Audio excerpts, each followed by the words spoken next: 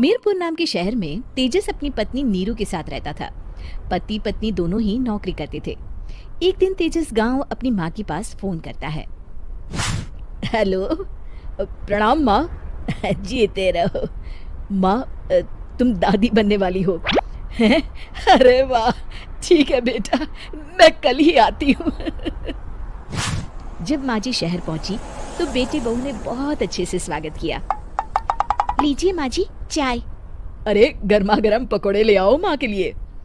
नीरू रसोई में गई और 2 मिनट में ही पकोड़े ले आई। जी ये लीजिए।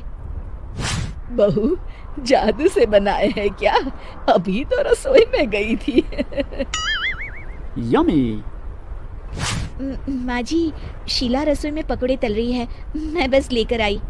हे भगवान, मेरा धर्म भ्रष्ट कर दिया तूने। अब तो गंगा जल से शुद्धिकरण करना होगा। दूसरे दिन, माँ जी मैंने नाश्ता बना दिया है, ऑफिस जा रही हूँ। पर अभी तो घर का सारा काम पड़ा है। शीला आती ही होगी, झाड़ू पोछा बर्तन कपड़े वो सब कर लेगी। हमारे जमाने में घर का सारा काम हम ही करते थे। जी माँ जी, आप बहुत होशियार हैं, मैं घर ऑफिस दोनों नहीं संभाल पाती।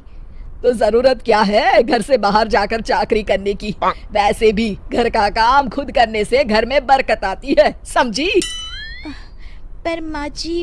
पर वर कुछ नहीं, इस महीने की पगार मिले फिर ऑफिस बंद है। हाँ।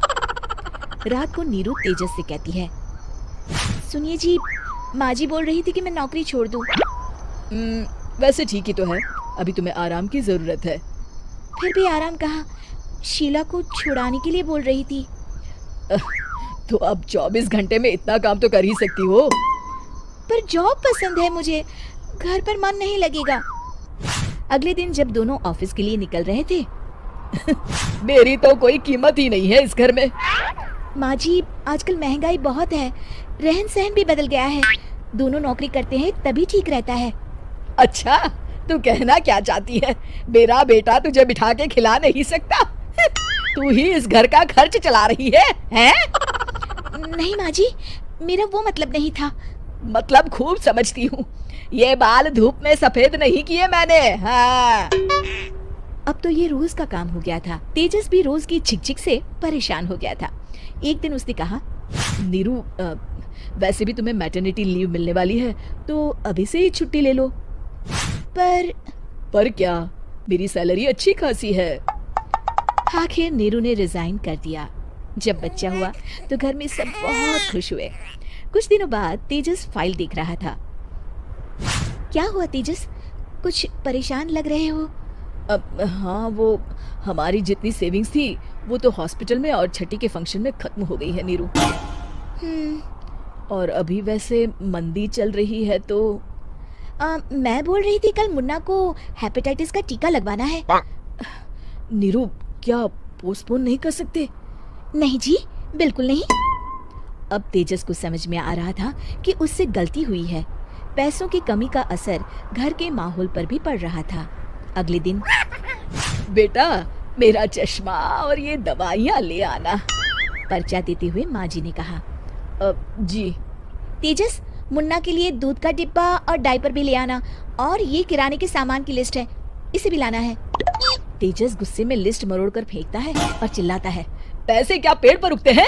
ये ले आना, वो ले आना। अरे पर ये जरूरत का सामान ही है। वो गुस्से में बिना कुछ कहे ऑफिस चला गया। अरे अरे लंच तो ले जाइए। नीरू दौड़ कर डिब्बा पकड़ाती है। एक दिन खाना खाने के बाद, नीरू, अब तो मुन्ना कुछ बड़ा हो गया, तो अब तुम वापस ज्वाइन कर लो ना जॉब। पर इस रिसेशन में जॉब मिलना बहुत मुश्किल है। ट्राई तो करो।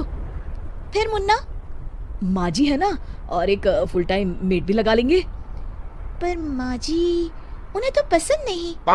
तभी माँ जी वहाँ आ जाती है और प्यार से नीरू के सर पर हाथ फेरते हुए बोलती है, अब मेरी समझ में आ गया बहू, पहले के और अब के समय में अंतर है। तुम काम शुरू करो, मुन्ना की जिम्मेदारी मेरी। मेरी प्यारी माँ जी। ये कहकर नीरू उनके गले लग गई। शिक्षा, परिवर्तन संसार का नियम है, हमें भी समय के साथ चलना चाहिए।